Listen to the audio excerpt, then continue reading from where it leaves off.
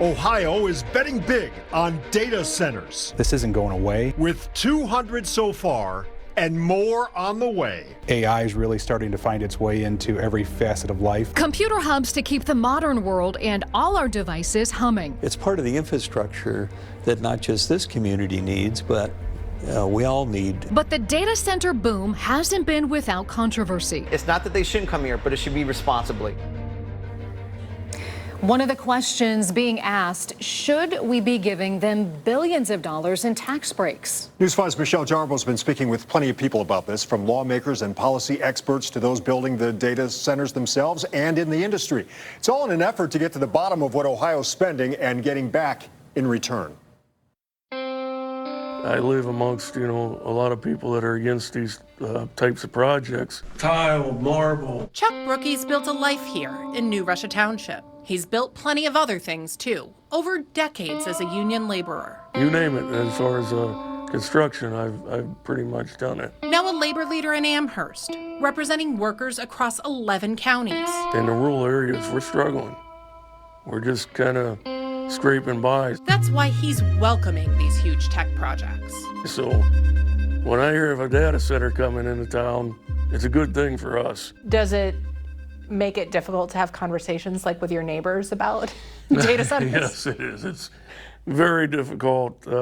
But, like I say, everybody's entitled to their own opinion. Construction groups are urging Ohio to keep a tax break for data centers, teaming up with big tech firms and statewide business groups. If we don't build them here, they're going to go somewhere else. That sales tax break applies to construction materials and equipment at certain projects. State tax records show it's costing us about $140 million a year, prompting bipartisan pushback, even at a time of deep political divides. I think this is one of the worst tax breaks that Ohio currently has. We can't be subsidizing any businesses that have that level of wealth. Ohio's tax credit authority has approved 20 tax break deals so far, starting with this data center in downtown Cleveland, to a growing bunker at Progressive's headquarters in Mayfield Village, to this building in Independence, where an expansion's in the works, along with Google, Microsoft, and Meta, Facebook's parent company.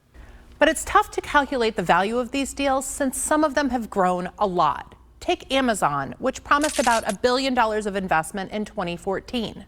The company has now spent more than $34 billion on data centers in Ohio. These numbers are probably a lot bigger than what we're seeing. Yeah, no question. One report says Ohio spent more than $2.5 billion on data center incentives since 2014, between state programs and local property tax breaks on projects. Ohio's Chamber of Commerce believes we're getting back twice that much. They can go ahead and develop these data centers, but they don't have to do it with our money. Zach Schiller is a critic at a nonprofit policy research institute, pointing out that many data centers only employ a few dozen people. This is not going to be Ford Motor Company or Intel. Last year, state lawmakers voted to cut the sales tax break as part of a budget bill. But the governor vetoed that move, saying Ohio needs to be competitive, and pointing to construction spending supporting thousands of jobs. A little bit of every trade is in there, and they're working 7 days a week, 12 hours a day. And Chuck's tired of people dismissing construction work as temporary. I understand their concern.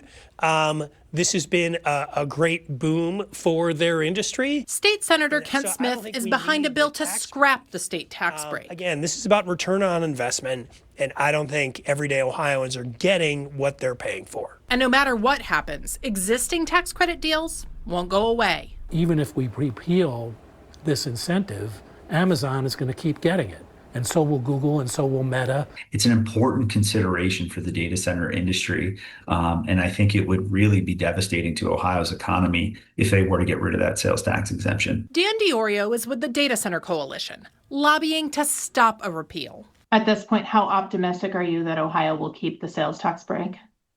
I think we've done a good job illustrating the broad economic impacts of the industry. But he's still got some convincing to do. From Columbus, our tax policy is completely out of whack, to Washington, D.C. It's absolutely patently absurd. Back at the Union Hall, Chuck hopes the politicians can sort things out. Years ago, we had the Industrial Revolution. Now we have a tech revolution. And it's here, and we need to embrace it. In Lorain County, Michelle Jarbo, News 5.